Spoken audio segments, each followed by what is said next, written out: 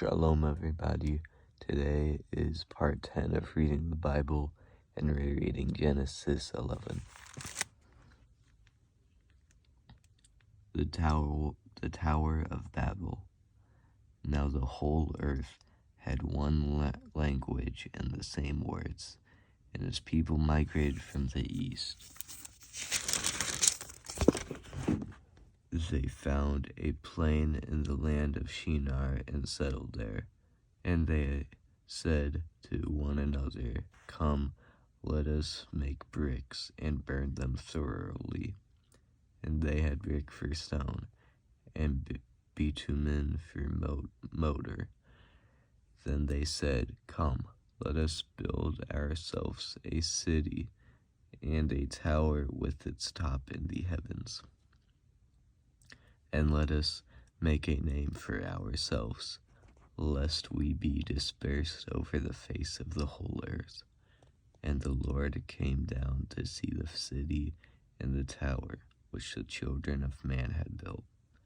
And the Lord said, "Behold, they are one people, and they have all one language, and this is only the beginning of what they will do, and nothing that they propose to do will now be impossible for them.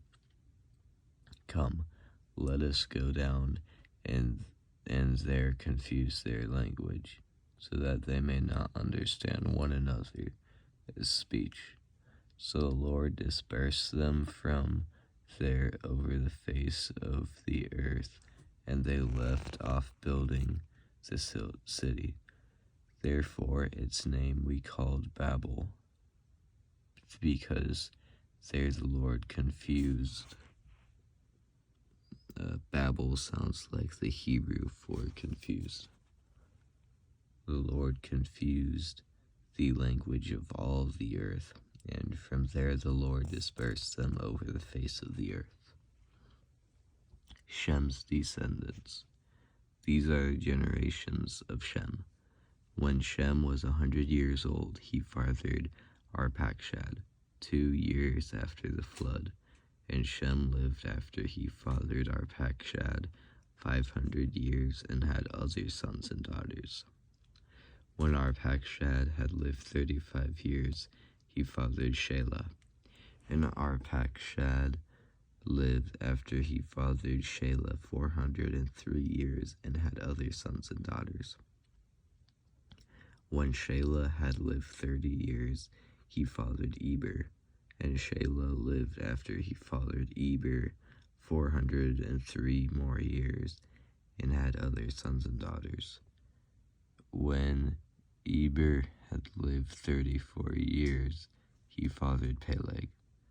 And Eber lived after he fathered Peleg 430 years and had other sons and daughters.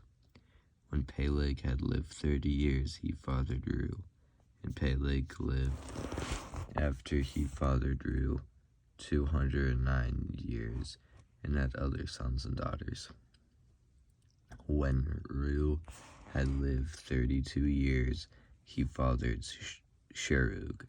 And Reu lived after he fathered Sherug 207 years and had other sons and daughters. When Sherug had lived 30 years, he fathered Nahor. And Sherug lived after he fathered Nahor 200 years and had other sons and daughters. When Nahor had lived 29 years, he fathered Terah. And Nahor lived after he fathered Terah 119 years and had other sons and daughters. When Terah had lived 70 years, he fathered Abram, Nahor, and Haran. Terah's descendants. Now these are the generations of Terah. Terah fathered Abram, Nahor, and Haran. And Haran fathered Lot. Haran died in the presence of his father Terah, and in the land of his kindred in Ur of the Chaldeans. And Abram and Nahor took wives. The name of Abram's wife was Sarai, and the name of Nahor's wife Milcah, the daughter of Haran, the father of Milcah and Iscah. Now Sarai was barren, she had no child.